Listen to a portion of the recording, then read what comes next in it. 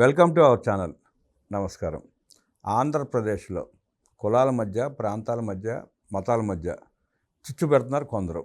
ఇంకొంతమంది మత విశ్వాసాల మీద దాడి చేస్తున్నారు, దేవుళ్ళ మీద దాడి చేస్తున్నారు. అలాంటి ఉగ్రవాదులకి నల్లకోటు ధరించిన వ్యక్తులు మేమున్నామంటూ సమర్థిస్తూ ఇంకా వారిని ఉసుగొల్పుతున్నారు. సిపిఐ కూడా ఉగ్రవాదులకి అండగా ఉంటూ సమర్థిస్తున్నారు, సహకరిస్తున్నారు. అలాంటి డిజిటల్ నక్సల్స్ని ఏం చేయాలి?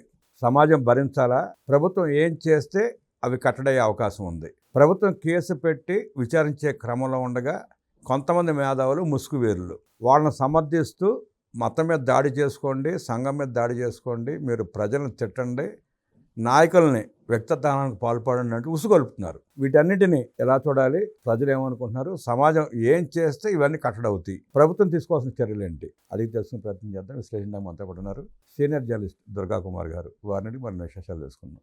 నమస్తే సార్. నమస్తే బ్రహ్మగారు. మన వీక్షక మిత్రులకు కూడా. మత విశ్వాసాల మీద, దేవుళ్ళ మీద దాడి చేస్తున్న ఉగ్రవాదులకి డిజిటల్ నక్సల్స్కి సహకరిస్తున్నారు కొంతమంది మేధావులు. నల్లకోటు ధరించి మేమే మేధావులని ఫీల్ అయిపోతూ వారికి సహకరిస్తున్నారు, ప్రజల మీద దాడి చేస్తున్నారు. అలాంటి వారికి ఎలాంటి సమాధానం చెప్తారు? ఏ చర్యలు తీసుకుంటే వాళ్ళని కట్టడి చేసే అవకాశం ఉంది? ప్రభుత్వం, ప్రజలు ఏం చేయాలంటారు? ఇప్పుడు కొంచెం దీన్ని మనం 2018-17 ఆ ప్రాంతాలకు వెళ్ళాలండి. అంటే 19 ఎన్నికలకి ముందు జరిగిన కొన్ని సంఘటనలను ఇక్కడ మనం గుర్తు తెచ్చుకోవాలి.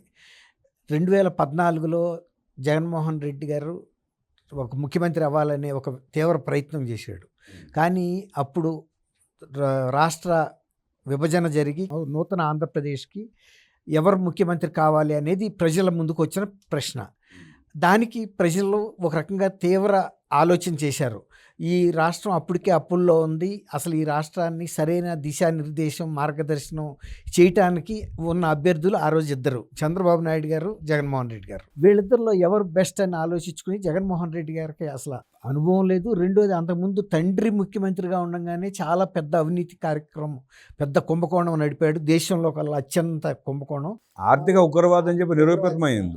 కోర్టులు కూడా వ్యాఖ్యానించింది. అలాంటి సందర్భంలో తన్ని నిర్ద్వందంగా తిరస్కరించారు. కానీ జగన్మోహన్ రెడ్డి గారికి రుచి తెలుసు, అధికారంలోకి వస్తే ఎట్లా సంపాదించుకోవచ్చు. తండ్రి సాటు బిడ్డగానే నేను ఇంత సంపాదించాను, తండ్రి ఇంకా కొన్ని సంతకాలు పెట్టలేదు, కోరిని అన్నీ, ఇంకా నేనే ముఖ్యమంత్రి అయితే స్వయంగా బాగా సంపాదించవచ్చు, ఇందుకోసం ఎంత పెట్టుబడి పెట్టైనా పర్వాలేదని ఒక బీహార్ నుంచి ప్రశాంత్ కిషోర్ అనే ఎన్నికల వ్యూహకర్తను తీసుకొచ్చుకున్నాడు. అసలు అప్పుడు రాక ఎన్నికల వ్యూహకర్తకి ఇన్ని వందల కోట్ల రూపాయలు ఇస్తారు, ఒక అసైన్మెంటు కాంట్రాక్ట్ ఇచ్చాడు. ఇచ్చి నువ్వు ఆంధ్రప్రదేశ్లో నన్ను ముఖ్యమంత్రి పీఠం మీద కూర్చోబెట్టాలి, నువ్వు దీనికోసం ఎలాంటి వ్యూహం అనుసరించినా సరే దాన్ని నేను పాటిస్తాను, నీకు ఆ పూర్తి స్వేచ్ఛ ఇచ్చాను, నీకు నిధులు ఇస్తున్నాను, డబ్బులు ఇస్తున్నా, నాకు ముఖ్యమంత్రి పీఠం మీద కూర్చోబెట్టి వెళ్ళిపో. దానికి అతను ఒప్పుకున్నాడు. ఒప్పుకున్న తర్వాత అతను వచ్చిన పరిస్థితి ఏంటంటే ఆంధ్రప్రదేశ్కి అతనికి సంబంధం లేదు. వచ్చిన తర్వాత ఇక్కడ లూప్ హోల్స్ ఏంటి, ఎట్లా అయితే మనం దీన్ని ఇతను ఇచ్చిన కాంట్రాక్ట్ని ఫుల్ఫిల్ చేసుకుని నా 250 కోట్లు నేను తీసుకుని బీహార్ వెళ్ళగలుగుతాను అనేది వచ్చాడు. వచ్చిన తర్వాత అప్పటికే ఇక్కడున్న కులాల సమీకరణాలు ఇవన్నీ ఆలోచించి కులాల మధ్య చిచ్చు పెట్టడం ద్వారా తెలుగుదేశాన్ని దెబ్బతీయొచ్చు, ఇతన్ని ఎక్కించవచ్చు, ఇతనికి అర్హత ఉన్నా లేకపోయినా కూడా ఒక ఇంజనీరింగ్ చేశాడు ఈ క్యాస్ట్ ఈక్వేషన్తో. ఆ ఇంజనీరింగ్ పనిచేసింది. దానికి తోడు ఒక్కసారి అవకాశం ఇవ్వమని జగన్మోహన్ రెడ్డి వంగి అభ్యర్థించడం, ఇతను ఇంత అభ్యర్థిస్తున్నాడు కాబట్టి మంచి ప్రభుత్వం ఇస్తాడు, నిజాయితీతో పరిపాలిస్తాడు, ఇప్పటికే అతను సంపాదించుకోవాల్సినంత వేల కోట్లు సంపాదించేసుకున్నాడు కాబట్టి ఆర్థికంగా ఆశపడ్డాడు అనుకున్నారు. కానీ ఊహించింది మొత్తం. తర్వాత రెండోది, విజయమ్మ గారిని దింపాడు, తల్లి సెంటిమెంటు, తర్వాత చెల్లి సెంటిమెంటు, దానికి చేతిలో బైబిలు ఆమెకి, విజయమ్మ గారికి. ఇట్లా ఇన్ని సెంటిమెంట్లు రెగ్గొట్టి తను ఇచ్చిన ఇంజనీరింగ్ తోడు ఇతను క్రిస్టియన్ కలర్ ఇచ్చాడు దీనికి ఎన్నికలకి. ఆ రకంగా మొన్న కూడా ఒకటి జరిగింది, దళిత క్రిస్టియన్ సమర శంకర్రావు అని, అది కూడా ఈ కులాల చిచ్చుని కంటిన్యూషన్. అది కూడా దాని దగ్గర తర్వాత వద్దాం. అయితే ఏంటంటే ఆ రోజున ఆ ఇంజనీరింగ్తో అతను ముఖ్యమంత్రి అయిన తర్వాత ప్రజలకు అర్థమైంది, జగన్మోహన్ రెడ్డి అసలు ముఖ్యమంత్రిగా పనిచేయడానికి అర్హుడు కాదు, ఇతను చేసినంత అవినీతి, అన్ని రంగాల్లోనూ అవినీతి చేసి అంతకుముందు తండ్రి సాటిన క్విడ్ ప్రోకో ద్వారా సంపాదించిన దానికన్నా 3-4 రెట్లు కూడా సంపాదించుకున్నాడు. దీన్ని ఎఫెక్ట్ అయింది ఎవరు? పెద్ద పెద్ద వాళ్ళు ఏం అవలా, సామాన్య ప్రజలు అయ్యారు. ఎక్కువ సంపాదించింది లిక్కర్ తాగేది ఎవరండి? ఇప్పుడు సామాన్య ప్రజలు. తర్వాత అన్నా క్యాంటీన్లు రద్దు చేశాడు, రాగానే మూసేసాడు వర్గాలు. అట్లా అన్ని వర్గాల ప్రజలు. అట్టాని పెద్ద వాళ్ళని కొట్టలేదా అంటే అందరినీ కొట్టేశాడు. ఈ కులం ఆ కులం లేదు, ఈ బిజినెస్ ఆ వృత్తి లేదు. డాక్టర్ సుధాకర్ని అయితే వెంటబడి అట్లాంటి వాళ్ళు బోల్డ్ చేశారు, దోచుకోవడానికి కాదేది అనర్హం అన్నట్టు చేశాడు. కాబట్టి అది చూసిన తర్వాత 2024 ఎన్నికల్లో ఇచ్చిన తీర్పుతో జగన్మోహన్ రెడ్డికి నషాళం బుర్ర తిరిగిపోయింది. అంటే ఇంత దెబ్బ కొడతారని తను ఊహించలే. 175కి 175 గెలుస్తా అని కళ్ళ కంటున్న టైంలో తిప్పి నేలకేసి 10 సార్లు కొట్టారు. కొట్టేటప్పుడు ఇప్పుడు తనకి ఏమొచ్చిందంటే, ఇక నేను మళ్ళీ ముఖ్యమంత్రి అవ్వలేను, మళ్ళీ పీకే ఫార్ములాని పాటించాలి. అందుకని ఆ పీకే ఫార్ములాని పాటిస్తూనే ఇంతకుముందు జగన్మోహన్ రెడ్డి కొలువులో పనిచేసి జగన్మోహన్ రెడ్డికి భజన చేసిన వ్యక్తులు ఇవాళ సమాజంలో ఏదో ఒక రకంగా మనం వాళ్ళ ఉనికి వాళ్ళ ప్రశ్నార్థకమైంది. ఎందుకు ఏంటంటే జగన్మోహన్ రెడ్డి వీళ్ళ మీద పెద్ద డిపెండ్ అవటల్లా. కొంతమంది మీరు చెప్పారు అడ్వకేట్లలాగా వేసుకుని అఖిల భారత పార్టీ అని పెట్టి అంబేద్కర్ భారత్ పెట్టారు కదా, అలాంటి వాళ్ళ పప్పులు ఏం ఉడకటల్లా. ఇప్పుడు వాళ్ళ ఉనికిని వాళ్ళు కాపాడుకోవటం కోసం, ఉనికిని ప్రజలకు చెప్పటం కోసం బత్సలకూరు జోసెఫ్ రావణో తెలీదు, జోసెఫో తెలీదు, అతను జోసెఫే కరెక్ట్. కానీ అతను ఆ మతానికి తప్ప ఇతర మతాలకు సంబంధించిన దేవతల మీద దేవుళ్ళ మీద ఇష్టానుసారం దుర్భాషలాడుతున్నాడు. ఇప్పుడు రాజకీయాల్లో ఉన్న వ్యక్తులు ఎప్పుడు కూడా మతాన్ని తీసుకురావటం అనేది జరగలేదు, దుర్భాషలాడటం అంతకన్నా జరగల. అసలు మతం అనేది ఎప్పుడు అంశమే కాదు. దానికి తోడు వీళ్ళు కులాలను కూడా తీసుకొచ్చి ఇప్పుడు ఈ రాష్ట్రంలో మేము ఉన్నాము అని చెప్పటానికి ఒకటి. రెండోది కిందసారి ఆయన శ్రావణ్ కుమార్ చంద్రబాబు నాయుడు గారికి ఎలక్షన్ ముందు రాక ఇంత పార్టీ ఇంత మంచి వ్యక్తి లేడని చెప్పిన వ్యక్తి ఆయన ప్రతి నియోజకవర్గానికి నాకు 5 కోట్ల చొప్పున ఇచ్చి నాకు పార్టీకి 5 టికెట్లు ఇవ్వమన్నాడు, తనతో పాటు ఇంకొక 4గురికి. అది ఇవ్వలేదు కాబట్టి నేను ఆయనతో విభేజించానని కూడా చెప్పాడు. ఇప్పుడు మళ్ళీ జగన్మోహన్ రెడ్డితో అదే బేరం పెట్టుకోవటానికి తను ఉనికి గుర్తించాలి కదా. ఇప్పుడు జగన్మోహన్ రెడ్డి కేర్ చేయట్లా. ఎందుకు చేయట్లేదంటే వీళ్ళందరినీ డబ్బులు ఇచ్చి పోషించడం ఇప్పుడు నుంచి ఇష్టం లేదు ఆయనకి. చివరి నిమిషంలో చూసుకుందాం. ఇప్పుడు వీళ్ళు ఏంటంటే ఈ కులాల మధ్య చిచ్చు పెట్టడం ద్వారా వాళ్ళ ప్రాముఖ్యతను పెంచుకుని రేపు మళ్ళీ జగన్మోహన్ రెడ్డితో బార్గెన్ చేసుకుంటారు. ఇదిగో మేము దళిత సామాజిక వర్గ క్రిస్టియన్ సమరశంకరరావు పెట్టాము, జనాన్ని సమీకరించాము, మాకు ఇన్ని ఓట్లు ఉన్నాయి, నువ్వు మళ్ళీ ఎంత ఇస్తావు, ప్రతి నియోజకవర్గానికి ఎంత ఇస్తావు, మళ్ళీ సీట్లు ఎన్ని ఇస్తావు. వ్యాపారమే ఖచ్చితంగా అండి. ఇప్పుడు ఇదంతా వీళ్ళల్లో ఎవరికి కూడా ప్రజల్లో ఒక పలుకుబడి కానీ అభిమానం కానీ వాళ్ళకి ఆ పాపులారిటీ ఉన్న వ్యక్తులు కాదు వీళ్ళు. అంతెందుకు శ్రావణ్ కుమార్ ఆయన సామాజిక వర్గానికి చెందిన అనాథ మహిళలను కూడా చాలా మోసాలు చేశాడు. అవన్నీ పోలీస్ రికార్డులు ఎక్కినాయి. వాళ్ళు బహిరంగంగా వచ్చి వివిధ ఛానల్స్లో కూడా మాట్లాడారు. కాబట్టి వాళ్ళ అతని వ్యక్తిత్వమే ఒక ప్రశ్నార్థకం అయింది. ఇప్పుడు ఈ రావణ్ను ఇలాంటి వాళ్ళందరూ కూడా వాళ్ళ ఉనికి కోసం చేస్తుంటే ఇప్పుడు వాళ్ళ మీద కేసులు పెట్టకూడదు అంటున్నారు. అంబేద్కర్ రాసిన రాజ్యాంగంలో అందరికీ హక్కులు ఇచ్చాడు కానీ కొందరికి ఇవ్వాల. ఇష్టానుసారంగా మీరు ఇతర మతాలని తిట్టమని లేదు. ఆయన ఏ మతాలని కూడా ద్వేషించలేదు, ఏ కులాన్ని ద్వేషించలేదు, అందరితోనూ సమానంగానే వ్యవహరించాడు ఆయన.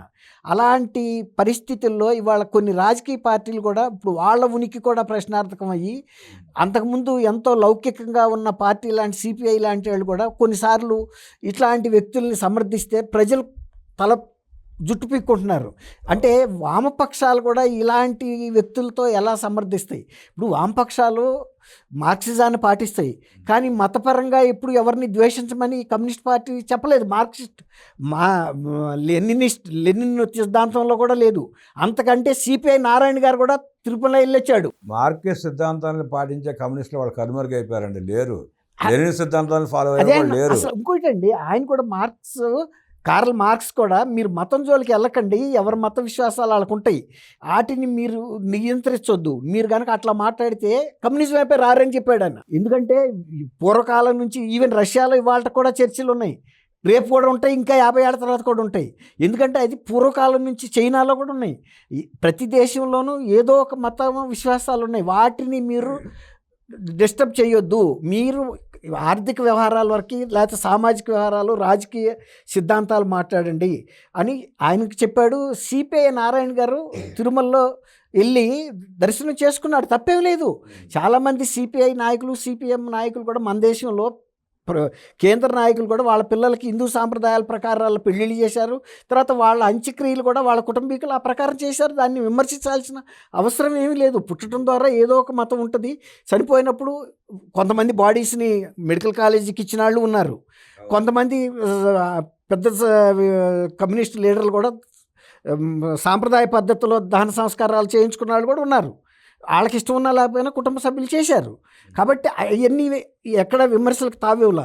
ఇప్పుడు ఈ నీచ రాజకీయాలు ఆంధ్రప్రదేశ్ వేదికగా ఏం జరుగుతున్నాయంటే బహిరంగంగా నగ్నంగా ఈ కులాల గురించి మాట్లాడుతూ డ్యాన్స్ చేస్తే ఎట్లా ఉంటుందో నగ్న ఊరేగింపులాగా తయారైందండి. అంటే 2004 నుంచి పొలిటికల్ టెర్రరిజం మొదలైన తర్వాత మార్కెజం పోయి వీళ్ళు కూడా అట్టు మొగ్గి వాళ్ళకి సమర్థించే ప్రయత్నం చేస్తున్నారు.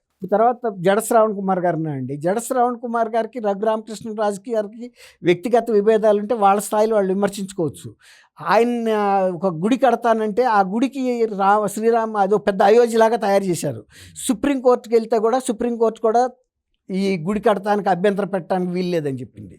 అంటే ప్రతి సాట కూడా ఇది ఒక అయోధ్య వివాదం లాగా కొన్ని దశాబ్దాల పాటు చేసి దాని ద్వారా లబ్ధి పొందాలని చూస్తున్నారు. ప్రతి దాన్ని వివాదం చేసి ఆ వివాదాన్ని అడ్డం పెట్టుకుని వీళ్ళు పెరిగే ప్రయత్నం చేస్తారు. సమాజం విచ్ఛిన్నమైన పర్వాలా. వాళ్ళకి ఏంటండి, వాళ్ళకి ఆ బాధ్యత ఏమిటి? వీళ్ళు ప్రశాంత్ కిషోర్ లాంటి వాళ్ళే. ప్రశాంత్ కిషోర్ ఏం బీహార్ ఆడు, వీడిక్కడాడే. వీళ్ళకి సమాజం పోతే వాళ్ళు ఎప్పుడన్నా సమాజంలో ఏదన్నా ఒక బాధ్యత ఎన్నికైన వాళ్ళు వీళ్ళు ఎక్కడన్నా ఏదన్నా ఒక ఊరిలో పలానా ఊరని చెప్పమనండి వాళ్ళని మెంబర్లుగా గెలవాలి వీళ్ళు ఎవరు. అదే మరి వాళ్ళకి స్టేట్ ఏమైతే ఏం పోయింది, వాళ్ళకి పర్సనల్ గుర్తింపు రావాలి. కోర్టులోకి వెళ్ళినా వెళ్ళిపోయినా నల్లకోట వేసుకుని అంబేద్కర్ కన్నా పెద్ద టై కట్టుకుని అంబేద్కర్లో మేమే అని కూడా ఒక ఆయన వర్ణించాడు జడశ్రవణ్ ఏంటి, అంబేద్కర్ గారు ఏంటి, అసలు అంబేద్కర్ గారితో పోల్చడం అండి. అంటే ఎవడు ఏం మాట్లాడుతున్నాడో మైక్ ముందు వచ్చినాక ఎలా మాట్లాడుతున్నాడైనా చెప్పాలి కదా. నేనేంటి, అంబేద్కర్ ఏంటి, ఆయన పేరు చెప్పుకుని బఠానీలు అమ్ముకునేవాడిని చెప్పుకోవాలి కదా. ఆ పార్టీ పేరు పెట్టుకుని నువ్వు ఆయన గెలవగలిగావా, గెలుస్తావా, నీ సామాజిక వర్గం మనసులన్న ఆయన దగ్గరికి ఆగలిగాడా? ఎందుకు రానేస్తారండి? ఆర్థికంగా నువ్వేంటో అందరికీ తెలుసు. ఏ కులం కూడా సన్నాసుల్ని వేదవల్ని దగ్గరికి రానివ్వదు, ఇది స్పష్టం కదా. ఇప్పుడు సామాజిక వర్గాల పేరుతో గనక వాళ్ళ రాజకీయ పబ్బం గడుపుకునే వాళ్ళు ఎవరో తెలియనంత అమాయకులు అయితే ఆంధ్రప్రదేశ్లో లేరండి. ఏ సామాజిక వర్గానికి చెందిన వాళ్ళైనా సరే వాళ్ళు అవతల వ్యక్తి అసలు ఏ ఉద్దేశంతో ఉన్నాడు, అతను గత చరిత్ర ఏంటి, నడుస్తున్న చరిత్ర ఏంటి, అతని ఉద్దేశాలు ఎలా ఉన్నాయని కూడా చూసే ఓటేస్తారు. కాబట్టి వీళ్ళు ఈ సమరశంకరరావు అని పెట్టి ఆ 10 మంది డయాస్ మీద వీరంగాలు చేస్తే వాళ్ళకి గ్రాస్ రూట్తో సంబంధాలు లేవు. వాళ్ళకి ఆ దళిత వాడలతో వాళ్ళు పడుతున్న బాధలతో వీళ్ళకి సంబంధం లేదు. వాళ్ళని కూడా ఎలా దోసుకోవాలని ఆర్థికంగా కూడా ఆలోచిస్తున్న వ్యక్తులు వీళ్ళు. రేపు జగన్మోహన్ రెడ్డి దగ్గర కూడా మళ్ళీ ఇదే కార్డు ప్లే చేస్తారు. కానీ జగన్మోహన్ రెడ్డి కూడా నేను అనుకోవటం ఇటువంటి వ్యక్తుల మీద ఆధారపడే అంత దుస్థితిలో ఉంటాడని అయితే నేను అనుకోను. ఎందుకంటే తన మీద ఉన్న వ్యతిరేకత తనకు తెలుసు. అంటే జగన్మోహన్ రెడ్డి ఆధారపడిందే కుట్ర రాజకీయాల మీద, నీచుల మీదే. కానీ వీళ్ళు ఆ మాత్రం కూడా చేయలేరని కూడా తెలుసు. అదేదో నేనే చేసుకోగలను. ఇప్పుడు ఇవాళ ప్రశాంత్ కిషోర్ని కూడా కాదనుకుని తనే స్వయంగా ఇంజనీరింగ్ చేసుకుంటున్నాడు. అవి ఇవ్వడు, అదే అంటున్నా, వీళ్ళకి ఇవ్వడు. ఆ డబ్బులు ఏదన్నా నేనే ఖర్చు పెట్టుకుని నేనే చేసుకుంటాను, వీళ్ళకన్నా నే బెటర్ అనేది అతనికి తెలుసు. అతనికైతే అది తెలుసు. వీళ్ళు నా అంత ప్రజలను నమ్మించి మోసం చేయగలిగిన శక్తి వీళ్ళకి లేదు. కాబట్టి వీళ్ళ మీద డబ్బులు ఎందుకు చేయాలి? అందుకే కొంతమంది సోషల్ మీడియాలో ఆయన భజన పరులు కూడా వాళ్ళు బయటకు వచ్చేసి క్రాస్ రోడ్స్లో ఉన్నారు. ఎవరు పిలిస్తే వాళ్ళ దగ్గరికి వెళ్దామని. వాళ్ళని భరించడం కూడా ఆయనకి ఇష్టం లేదు. ఎందుకంటే ఎలక్షన్లు ఇంకా 2.5-3 ఏళ్ళు టైం ఉంది నాకు. వీళ్ళందరినీ నేను ఎందుకు పోషించాలనే దశకు ఆయన వచ్చేసాడు. ప్రతిదీ ఆయన దగ్గర అన్నీ గణాంకాలేనండి, డబ్బు మాట్లాడుతుంది. అంతేగాని వీళ్ళు ఎన్ని వేషాలు వేసుకెళ్ళినా, ఎవడు ఏ కోట్లు వేసుకెళ్ళినా, టైల్ కట్టుకెళ్ళినా జగన్మోహన్ రెడ్డి లెక్కలు జగన్మోహన్ రెడ్డికి ఉన్నాయి. సమాజంలో ప్రజలకు ఉండాల్సిన లెక్కలు కూడా వాళ్ళకు ఉన్నాయి. ఎవరు మంచి చీఫ్ మినిస్టరు, ఎవరు అభివృద్ధి చేశారు, 2014 నుంచి 19 వరకు జరిగింది, మళ్ళీ 24 నుంచి అభివృద్ధి మొదలైంది. కాబట్టి ఇట్లాంటి ముఖ్యమంత్రిని ఇటువంటి పార్టీలని వదులుతారని అయితే నేను అనుకోనండి. ఎందుకంటే ఆంధ్రప్రదేశ్లో స్పష్టంగా వాళ్ళకి అవగాహన ఇప్పుడు వచ్చేసింది ఎవరేంటనేది. వాడుకోవటం, వదిలేయటం, అవసరమైతే గొడ్డలతో లేపేయటం లాంటి కార్యక్రమాలు చేసే జగన్మోహన్ రెడ్డి వ్యవహారం ప్రజలు గమనించారని, ప్రజలు, సమాజం, కులాలు జగన్ రెడ్డి లాంటి నీచ రాజకీయాలు చేసే వ్యక్తులను దగ్గరికి రానివ్వరని, అలాంటి వారిని బొందబెట్టే ప్రయత్నమే చేస్తారు తప్ప రాజకీయంగా మనుగడ సాగించే అవకాశం ఎవరంటూ విశ్లేషించిన దుర్గా కుమార్ గారికి ధన్యవాదాలు తెలియజేస్తూ నమస్కారం.